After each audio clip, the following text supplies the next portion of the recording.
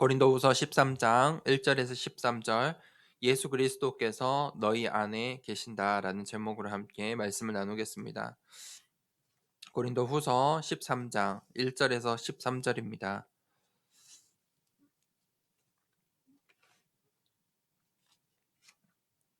1절에서 13절은 교독을 하겠습니다. 또 오늘 생방송으로 함께 예배드리는 우리 성도님들도 함께 교독을 하며 있는 자리에서 또 이 예배 축복 누리길 원합니다. 제가 먼저 1절 읽겠습니다. 내가 이제 세 번째 너희에게 가리니 두세 증인의 입으로 말마다 확정하리라.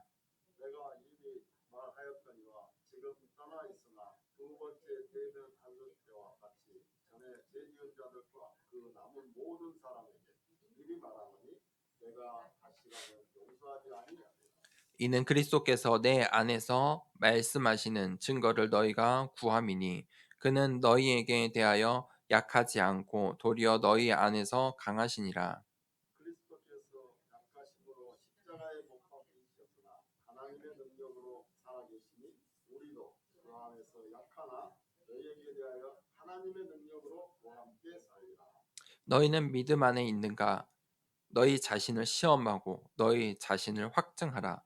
예수 그리스도께서 너희 안에 계시는 줄을 너희가 스스로 알지 못하느냐? 그렇지 않으면 너희는 버림받은 자니라. 우리가 버림받은 자 되지 아니한 것을 너희가 알기를 내가 바라고 우리가 하나님께서 너희로 악을 조금도 행하지 않게 하시기를 구하노니 이는 우리가 옳은 자임을 나타내고자 함이 아니라 오직 우리는 버림받은 자 같을지라도 너희는 선을 행하게 하고자 함이라. 우리는 진리를 거슬러 아무것도 할 수 없고 오직 진리를 피할 뿐이니 우리가 약할 때 너희가 강한 것을 기뻐하고 또 이것을 위하여 구하니 곧 너희가 온전하게 되는 것이라. 그러므로 내가 떠나 있을 때 이렇게 쓰는 것은 대면할 때 주께서 너희를 넘어뜨리려 하지 않고 세우려 하여 내게 주신 그 고난을 따라 범하지 않게 하려 함이라. 마지막으로 말하노니 형제들아 기뻐하라 온전하게 되며 위로를 받으며 마음을 같이 하며 평안할지어다. 또 사랑과 평강의 하나님이 너희와 함께 계시리라. 거룩하게 입맞춤으로 서로 문안하라. 모든 성도가 너희에게 문안하느니라. 함께 13절 읽겠습니다. 주 예수 그리스도의 은혜와 하나님의 사랑과 성령의 교통하심이 너희 무리와 함께 있을지어다. 아멘. 오늘 고린도후서 이 마지막 시간입니다. 이 고린도 후서를 통해서 하나님께서 이 바울의 이 편지를 통해서 우리에게 주시는 말씀들을 잘 우리가 붙잡아야겠습니다. 세상 사람들이 좋아하는 길, 사람들이 누구나 좋아하는 길이 있습니다. 그것이 바로 재앙의 길입니다. 사람들이 그게 재앙의 길인지 모르고 사람들은 눈에 보이는 것, 세상에 좋은 것을 찾고 쫓아가고 있습니다. 그것이 성경은 그 길이 어떤 길인지 성경은 말하고 있습니다. 창세기 3장에 아담과 하와가 쫓아갔던 길입니다. 아담과 하와가 하나님의 말씀이 아니라 나를 선택했죠. 자신의 의지대로 하나님의 말씀을 하나님의 말씀의 선택이 아닌 자신들의 선택, 그 선악과를 선택한 것입니다. 나를 선택하였습니다.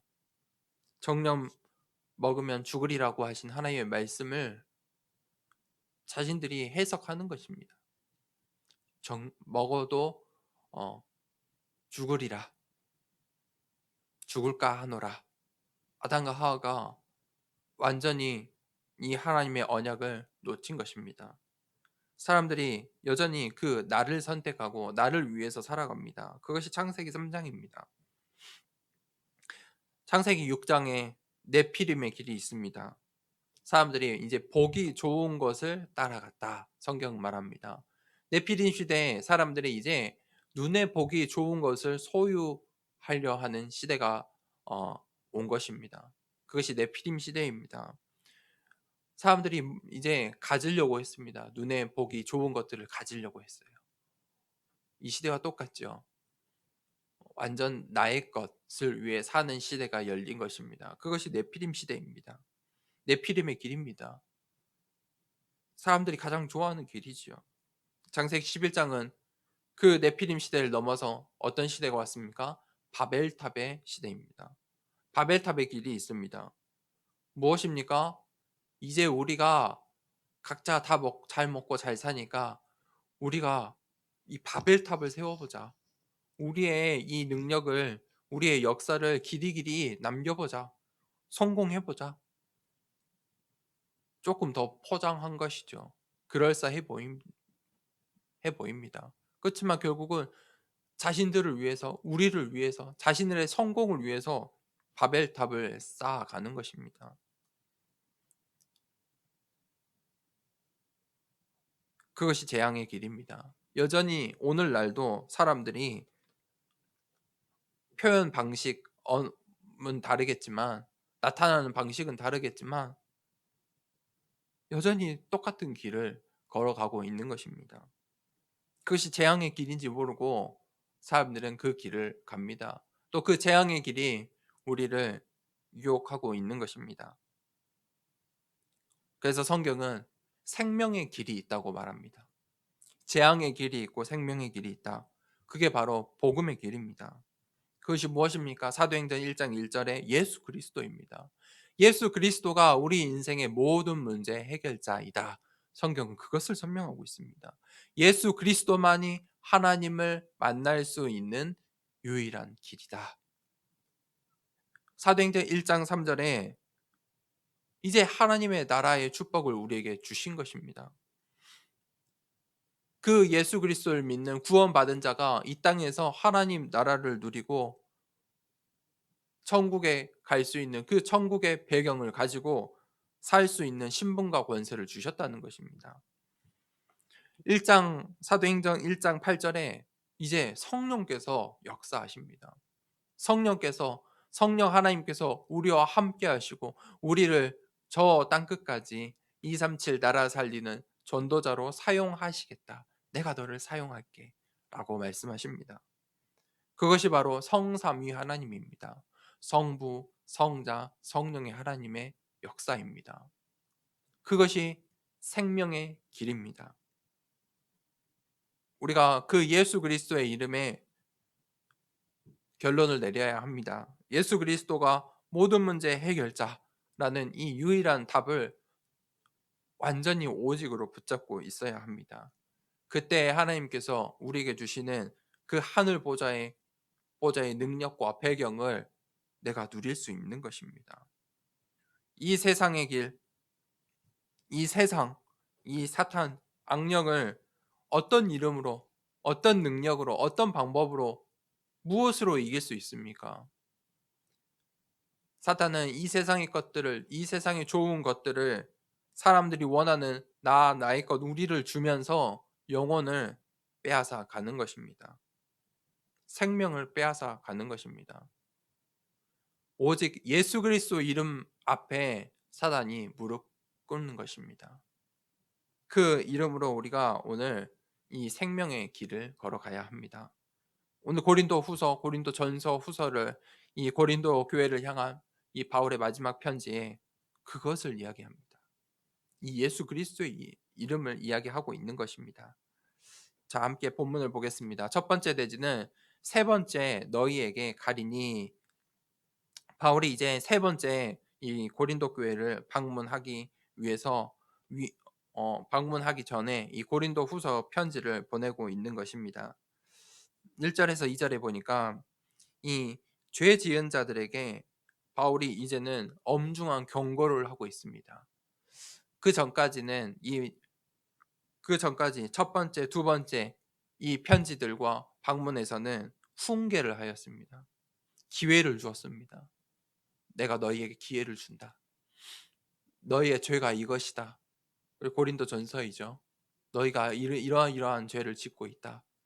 돌이키길 원한다. 그런데 이제는 고린도 후서에는 그런 기회를 이미 다 준 것입니다. 마지막 엄중한 경고를 하는 것입니다. 그 경고가 무엇입니까? 이 3장 1 절에 두 증인의 입으로 사건을 이제 확증하는 것입니다. 무슨 말입니까? 지금 재판을 말하는 것입니다. 증인들의 증인을 듣고 너희들을 치리하겠다. 그 죄의 값을 이제 묻겠다라고 정확하게 경고하고 있는 것입니다. 이 바울이 두 번째 방문에 2절에 보면 두 번째 방문하였을 때 이미 기회를 준 것입니다. 이 죄 지은 자들에게 모든 사람들에게 기회를 주었다는 것입니다. 하지만 세 번째 방문에서는 용서하지 않을 것이다 라고 선포하고 있는 것입니다. 지금 누구에게 이 메시지를 이 선포를 합니까? 바로 이 바울의 이 사도권을 비판하고 바울의 이 전도의 여정, 전도와 선교를 방해하는 자들입니다. 바울의 이 선교, 정확하게 말하면 이 선교의 여정을 비판하고 있는 자들입니다. 당파를 이루고 있는 자들입니다.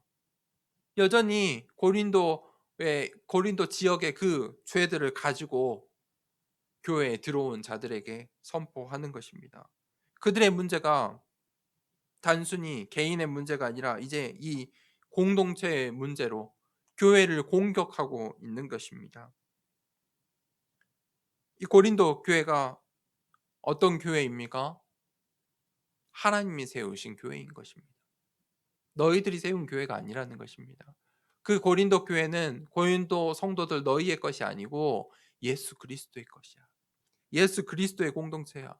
지금 너희들이 죄를 짓고 지금 전도와 선교를 방해하고 있는 것은 단순히 나를 방해하는 것이 아니고 예수 그리스도를 공격하고 복음을 방해하고 있는 거야. 교회를 싸움거리에 분쟁에 교회를 시험 들게 하고 있는 것이라는 겁니다. 교회를 어렵게 하는 것은 어떤 역사입니까? 아무리 그것이 아름다운 말이라 할지라도 교회를 어렵게 하는 것은 악령의 역사입니다.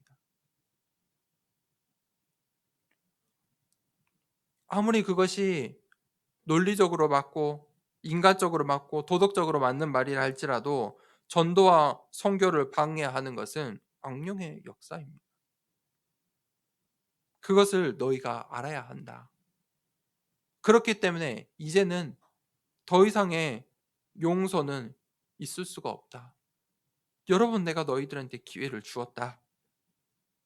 왜 그렇습니까? 지금 전도와 선교의 복음의 방해가 되고 있기 때문입니다. 단순히 이제 개인의 문제가 아니라는 것입니다. 하나님께서 원하시는 이 언약의 여정을 완전히 방해하고 있다는 것입니다. 그렇게 중요한 문제임을 너희가 알아야 된다라고 말하는 것입니다. 3절에 4절에 3절부터 4절에 하나님의 능력으로 바울이 무엇으로 이렇게 강력하게 선포를 합니까? 하나님께서 바울에게 이 사도로 바울을 세우신 겁니다. 바울이 가진 이 사도권은 결코 약한 것이 아닙니다. 예수 그리스도께서 직접 맡기시고 세우신 직분입니다. 직분이 여러분 교회 안에 주신 직분이 이 교회 공동체 안에 하나님께서 나에게 주신 이 직분이 약한 것이 아닙니다. 세상 사람들이 볼 때 보는 그 수준이 아닌 것입니다. 바울이 가진 그 사도권이 결코 약한 것이 아닙니다. 약한 모습으로 보일지라도 그것이 약한 것이 아니란 겁니다. 예수 그리스도가 십자가에 매달릴 때 세상의 눈으로 어땠습니까? 약한 자의 모습이었습니다. 죄 지은 자들이 십자가형을 당했지 않겠습니까? 십자가로 공개 처형 아닙니까? 그만큼 중대한 죄를 범한 죄인들이 십자가에 매달렸습니다. 세상 사람들이 볼 때는 약한 자의 모습 아닙니까? 그런데 예수 그리스도가 약한 자이십니까? 아닙니다. 사람이 할 수 없는 그 죽음을 이기신 것입니다. 그 십자가를 통해서 그것을 우리에게 보여주신 것입니다. 왜 그렇게까지 우리에게 보여주셨습니까? 우리가 연약하니까. 우리가 그 예수님께서 십자가를 지시고 다시 살아나신 그 부활의 모습 아니면 믿지 않으니까. 우리의 연약함 때문이지 예수 그리스도의 연약함이 아니라는 것입니다. 그것이 하나님의 능력입니다. 죽음을 이기신 것입니다. 그 예수 그리스도의 능력입니다. 예수 그리스도의 능력은 죄와 저주와 죽음의 권세를 이기신 것입니다. 사탄을 무릎 꿇게 할 이름이 바로 예수 그리스도입니다. 그 예수 그리스도의 대사로 하나님께서 바울을 부르셨고 오늘날 그 예수 그리스도의 대사로 나를 부르신 것입니다. 그래서 내가 오늘 이 자리에 예배드릴 수 있는 것입니다. 예수 그리스도 이름으로 예배드릴 수 있는 것입니다. 때론 세상의 눈으로 볼 때 교회가 이 전도와 선교를 하는 이 전도자들이 교회가 약한 모습일 수도 있습니다. 그런데 그것에 속으면 안 되겠습니다. 우리 안에 계시는 예수 그리스도. 그 예수 그리스도가 강하기 때문입니다. 그 예수 그리스도의 이름의 능력이 강하기 때문입니다. 그런데 오늘 고린도 교회 성도들이 이 대적자들이 어떠하였습니까? 자신들이 강하려고 했습니다. 내가 강하려고 한 것입니다. 네피림 시대의 사람들이 나의 것이 강하기를 원했습니다. 그것들이 더 연합하고 뭉쳐서 바벨탑을 세워 우리가 강하기를 원했다는 것입니다. 사람이 강한 것, 나의 강한 것을 자랑하는 것은 그리스도의 능력을 멸시하는 교만입니다. 그리스도를 모르는 거예요. 나를 자랑하는 것은 내 안에 계시는 그 예수 그리스도의 능력을 모르는 거예요. 교만이에요. 나를 나의 것으로 각인된 사람들, 나를 자랑하기 바쁜 사람들은 결국 다른 사람도 멸시하게 되어 있어요. 결국 그 바벨탑이 그런 것 아니겠습니까? 이 시대의 강대국들이 하고 있는 것 아닙니까? 결국 이 후진국들을 힘들게 하고 어렵게 하는 것 아니겠습니까? 세상의 논리와 지금 이 창세기 모습과 오늘날과 똑같지요. 그런데 바울은 어떻게 했습니까? 지금 고린도 후서 후반부에 자신의 약함을 자랑합니다. 세상에 자신의 약함을 자랑하는 그런 논리를 본 적이 있습니까? 없죠. 자신의 약함을 이야기했는데 누가 관심을 갖습니까? 그런데 바울이 자신의 약함을 자랑하면서 자신 내 안에 계신 그 예수 그리스도의 강함을 드러내는 것입니다. 오늘 바울이 이 고린도 후서의 편지를 마지막으로 마무리하면서 이 고린도 교회 이 대적자들에게 그 예수 그리스도의 강함을 선포하고 있는 것입니다. 그리스도께서 약하심으로 십자가에 못 박히셨으나 하나님의 능력으로 살아계시니 우리도 그 안에서 약하나 너희에게 대하여 하나님의 능력으로 그와 함께 살리라. 두 번째 내지입니다. 믿음 안에 자신을 시험하고 확증하라. 이 중요한 선포를 하면서 바울이 두 번째 이야기를 합니다. 너희가 그러면 믿음 안에서 너희 자신을 시험하고 확증하라. 5절에서 6절 첫 번째는 우리가 믿음 안에 있는가를 점검해야 합니다. 너희는 믿음 안에 있는가 너희 자신을 시험하고 너희 자신을 확증하라. 5절에 그렇게 말하고 있죠. 무슨 말이에요? 지금 고린도 교회 성도들은 전부 잘못된 것에 각인되어 있었습니다. 그래서 이 바울을 비판하고 바울을 비난하고 남을 비판하고 비난하는 것에 빠져 있었습니다. 그러니 서로 당파를 지어서 서로 서로를 비난하고 비판하고 있었죠. 그런데 바울이 무슨 메시지를 지금 이 마지막 편지에 전달합니까? 남이 아니라 너 자신을 보라는 겁니다. 다른 사람의 신앙, 다른 사람의 믿음이 아니라 너의 믿음을 확인하라는 것입니다.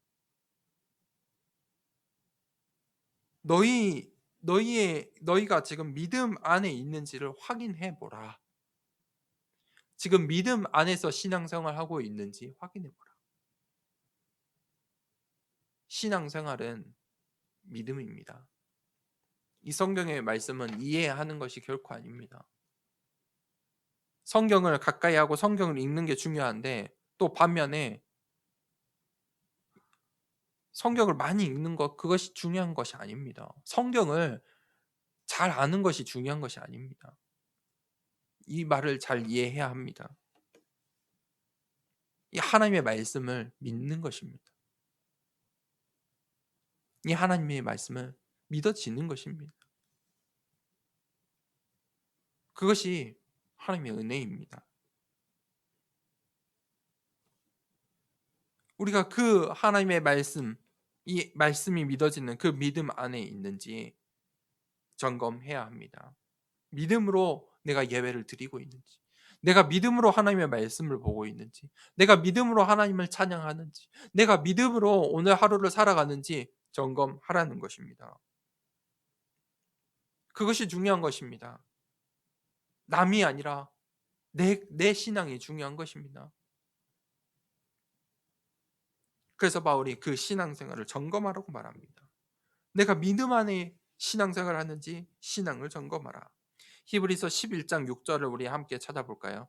히브리서 11장 6절입니다. 히브리서 11장 6절을 찾아서 함께 읽어보겠습니다. 히브리서 11장 6절 함께 읽어봅시다. 시작. 믿음 없이는 하나님을 기쁘시게 하지 못하나니 하나님께 나아가는 자는 반드시 그가 계신 것과 또한 그가 자기를 찾는 자에게 상 주시는 이심을 믿어야 할지니라. 아멘. 우리가 어떤 믿음을 가져야 합니까? 하나님께서 계신 것 첫 번째. 두 번째, 그가 자기를 찾는 자에게 상 주시는 이심을 믿는 것. 그것을 믿어야 하는 것입니다. 우리가 이 믿음 안에 있어야 합니다.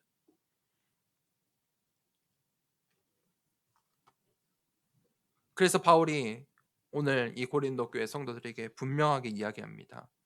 예수 그리스도께서 너희 안에 계시는 줄을 너희가 스스로 알지 못하느냐? 다른 말로 무슨 말입니까? 예수 그리스도께서 너희 안에 계신다 이 말입니다. 사실 우리 안에 예수 그리스도가 있기 때문에 내가 오늘 이 예배 자리에 있을 수 있는 것입니다. 내가 지금 오늘 예배 드리기 위해서 예배 드리는 이 예배를 사모하는 마음이 있는 것은 내 안에 예수 그리스도께서 계시기 때문입니다. 내 능력이 아닙니다. 내 의지가 아닙니다. 내 안에 예수 그리스도 때문입니다. 그것이 하나님 자녀의 신분과 권세이고 그것이 하나님께서 우리에게 주신 하늘 보좌의 배경입니다. 그래서 고린도 전서에도 똑같이 말하지 않았습니까? 고린도 전서에도 3장 6절에도 너희가 하나님의 성정, 하나님의 성령이 너희 안에 계시는 것을 알지 못하느냐. 지금 같은 말 아니겠습니까? 그것을 알아야 된다는 것입니다. 내 신분과 권세, 내가 가진 나에게 하나님께서 주신 것, 그것을 우리가 볼 수 있어야 합니다. 그것을 미리 볼 수 있어야 하는 것입니다. 그런데 우리는 신앙생활 하다 보면 그것을 못 봅니다. 영적인 것이기 때문에 그걸 놓칩니다. 세상의 것 똑같이 네피리네 바벨탑의 눈으로 나를 보는 것입니다. 남을 보는 것입니다. 그래서 우리가 영적인 사실을 보아야 합니다. 예수 그리스도가 내 안에 계시는 이 영적인 사실을 볼 수 있어야 합니다. 그것을 남에게 적용하는 것이 아니라 나를 보는 것입니다. 그것이 영적 상태를 점검하는 것입니다. 영적 상태를 점검하는 것은 무엇입니까? 나의 영적 상태를 어떻게 점검합니까? 하나님께서 나에게 주신 것을 보는 것입니다. 하나님께서 오늘 나에게 주신 것. 그것을 보는 것이 나의 영적 상태를 점검하는 것입니다. 그래서 그 믿음 안에 있는가, 나의 영적인 상태를 점검하고 7절에서 10절에 이제 너희가 선을 행하라 이렇게 말합니다. 우리 하나님께서는 하나님 자녀들이 선을 행하기를 원하십니다. 사람이 선을 행할 수 있습니까? 이유 없이 사람은 선을 행하지 않죠. 인과응보를 따라서 무언가를 위해서, 나의 것을 위해서, 우리를 위해서 하는 것이지 그것이 참 선은 아니지요. 어떻게 선을 행할 수 있습니까? 성령으로 말미암아. 성령의 인도받을 때 선을 행할 수 있어요. 선은 무엇이죠? 사람을 살리는 거예요. 어떻게 한 영혼을 살릴 수 있습니까? 어떻게 우리의 자녀들을 살릴 수 있습니까? 성령으로 말미암아. 그런데 이 하나님의 자녀가 아닌 예수 그리스도가 우리 안에 계시지 않는 자들을 오늘 버림받은 자라고 말하고 있어요. 7절에 우리가 하나님께서 너희로 악을 조금도 행하지 않게 하시기를 구하노니 이는 우리가 옳은 자임을 나타내고자 함이 아니라 오직 우리는 버림받은 자 같을지라도 너희는 선을 행하게 하고자 함이라. 신학적인 용어로 유기된 자라고 말해요. 선택받지 못한 자. 결국은 그들은 악을 행해요. 악을 행하는 것은 그 사람이 할 수 있을까요?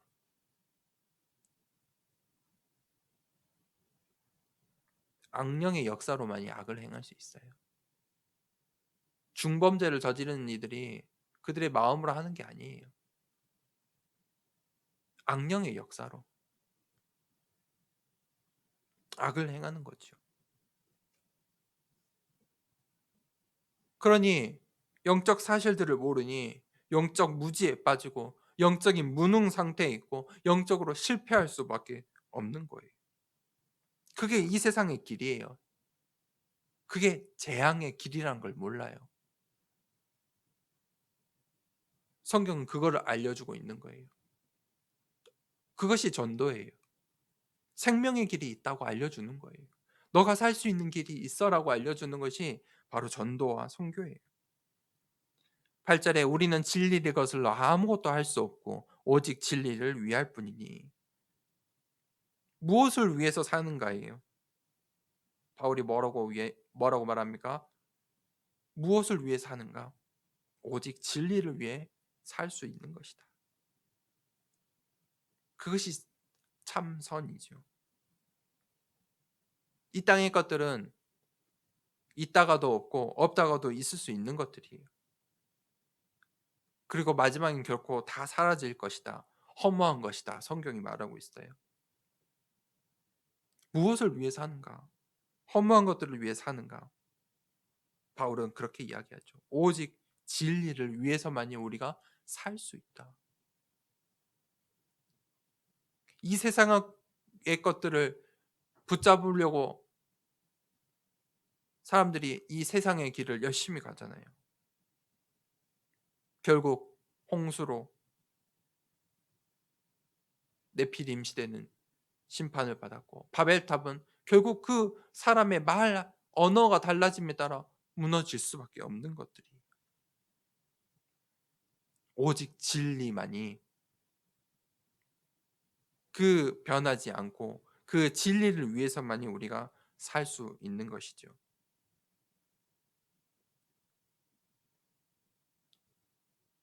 우리가 그 하나님의 계획 속에 있어야 돼요. 그 하나님의 절대 계획 속에. 그 속에서 오직 유일성 재창조가 나와요. 9절에 우리가 약할 때 내가 강한 것을 기뻐하고 또 이것을 위하여 구하니 곧 너희가 온전하게 되는 것이니라. 바울의 자신의 명예를 위해서 하는 것이 아니지요. 이 고린도 교회가 바른 길로 가기를 원하는 거예요. 바울이 이렇게까지 이야기하는 것은 이 고린도 교회가 다시 살아나길 원한다는 거예요. 이렇게 해서라도 언약의 여정의 길로 다시 돌아오길 원하는 것이죠. 왜 그렇습니까? 세상의 길은, 사람들이 좋아하는, 지금 고린도 교회가 솟고 있는 그 길은 재앙의 길이기 때문이에요. 그러니 매를 맞아서라도, 치리를 하면서도, 며칠 쫓아내면서라도 이 기회가 다시 생명의 길, 복음의 길, 전도와 선교의 길로 돌아와야 한다는 것이지요. 그것이 하나님께서 예수 그리스도의 대사로 바울에게 주신 이 사도의 권한인 거예요. 그것을 왜 주셨습니까? 10절에 내가 떠나 있을 때 이렇게 쓰는 것은 대면할 때 주께서 너희를 넘어뜨리려 하지 않고 세우려 하여 내게 주신 그 권한을 따라 엄하지 않게 하려 함이라. 너희를 무너뜨리려고, 넘어뜨리려고 하신 게 아니라는 거예요. 너희들의 그 죄를 알아서, 죄를 알게 함으로 넘어뜨리려고, 시험 들게 하려고 하는 것이 아니라 세우기 위해서, 다른 말로 살리려고. 하나님께서 오늘 주신 이 말씀들은 나를 살리기 위해서 주시는 말씀이에요. 나의 마음속에, 나의 삶 속에 이 말씀들이 부딪히고 나의 잘못 각인된 것들 때문에 이 하나님의 말씀이 오는데 부딪히잖아요. 그것이 나를 넘어뜨리는 것이 아니고 나를 세우는 것이다. 나를 살리는 것이다. 세 번째 대지에, 그러면서 바울이 하나님께서 주신 축복을 이야기해요. 그게 이제 11절에서 13절이에요. 평안의 인사를 하죠. 평안의 인사를 하는데 이 명령의 말로, 너희가 이렇게 지켜 행하라, 이런 말로 해요. 마지막으로 말하노니 형제들아 기뻐하라, 온전하게 되기를 힘쓰라, 서로를 위로하라, 서로 마음을 같이 하라, 평안하라. 그때 사랑과 평강의 하나님이 너희와 함께 계신다. 이렇게 우리가 신앙생활을 하라라고 말하는 것이지요. 기뻐하라, 온전하게 되기를 힘쓰라, 서로 위로하라, 서로 마음을 같이 하라, 평안하라. 하나님께서 너와 함께 하신다. 그러면서 바울이 이 성도들을 축복해요. 이 축도죠. 이 목회자가 축복 기도를 하는데, 축도를 하는데 이 13장 13절 말씀으로 축복을 하죠. 이 축복이 무엇이냐? 하나님이 주시는 복이에요. 세상의 복이 아니에요. 세상의 길, 사람들이 좋아하는 그 복이 아니에요.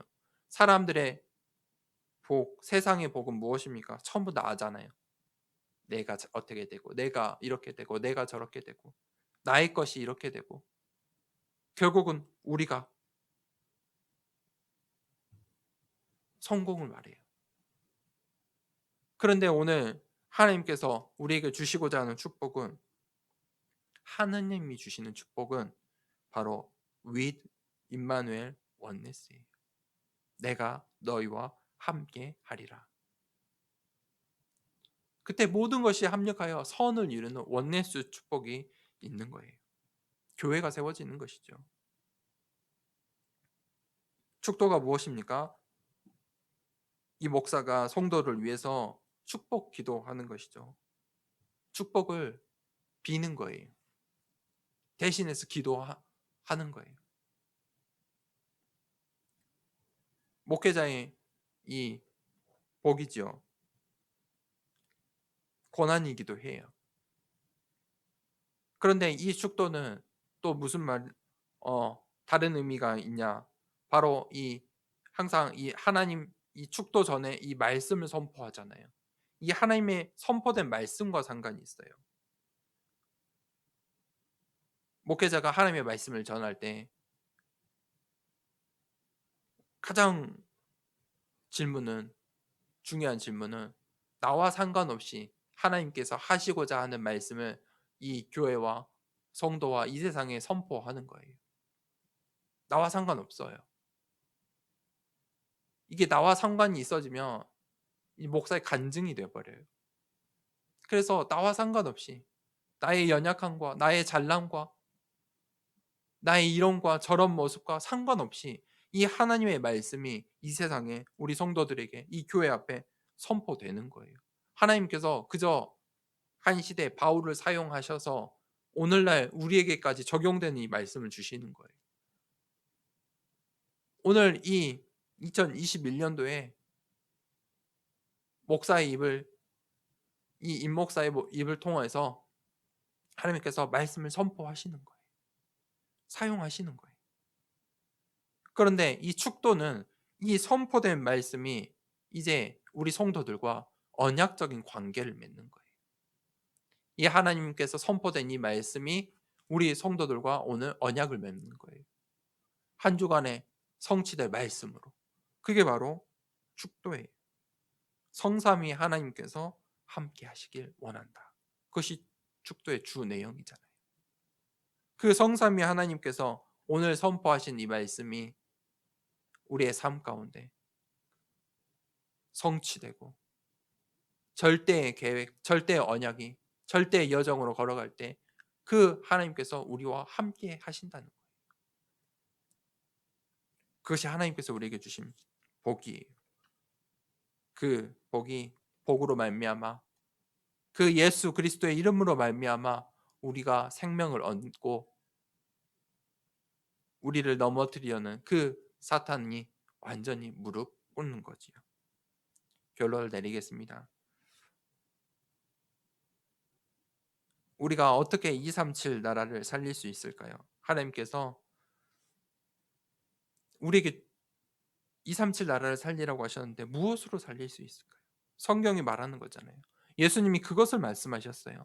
땅 끝까지 이르러 내 증인이 되리라. 모든 민족을 제자로 삼으라. 계속해서 우리에게 말씀하세요. 무엇으로 어떻게 살릴 수 있을까요? 237 나라를 살릴 힘이 무엇입니까? 바로 예수 그리스도의 이름이에요. 그 이름이에요. 그게 오직이에요. 그것에 오직 하는 거예요. 그것에 오직 하고 있을 때 유일성 재창조가 나오는 거예요. 그 예수 그리스도의 이름을 오직 하고 있을 때 그것이 붙잡은 나의 현장, 나의 나의 인생의 유일성이 나오고 거기에 이제 하나님께서 주시는 응답들로 재창조가 일어나는 거예요. 예수 그리스도의 이름으로 말미암아 그 예수 그리스도 이름만이 모든 민족을 모든 종족을 그 어떤 문화도 이겨내고 살려낼 수 있는 거예요.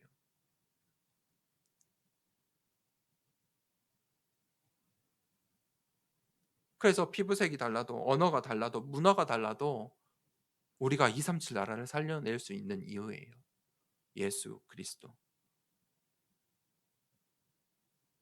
체험해 보셔야 돼요. 상관이 없다니까요. 예수 그리스도 이름은 알아듣는다니까요. 그게 성령의 역사예요. 그게 우리에게 지금 다가와 있는 우리 현장에 시급한 현장, 빈 곳의 현장이에요. 그 예수 그리스도의 이름이 두 번째 치유의 이름이에요. 우리의 영혼, 우리의 육신을 치유할 유일한 이름이에요. 예수 그리스도의 이름으로 치유함을 받아요. 베드로가 오순절날 성령의 충만함을 입고 현장에 나아갔더니 이 성전에 갔더니 성전 앞에 있는 안진뱅이를 보았어요. 그런데 그 안진뱅이는 나면서부터 원래 안진뱅이에요. 그 자리에 늘 있었던 사람이에요. 그런데 그 베드로가 성령의 충만함을 입으니까 보이는 거죠. 베드로가 그 안진뱅이에게 무엇을 줬습니까?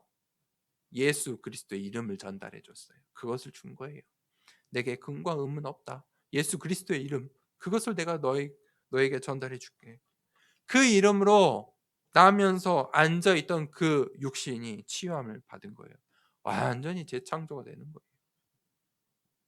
치유의 이름이 뭐라고요? 예수 그리스도.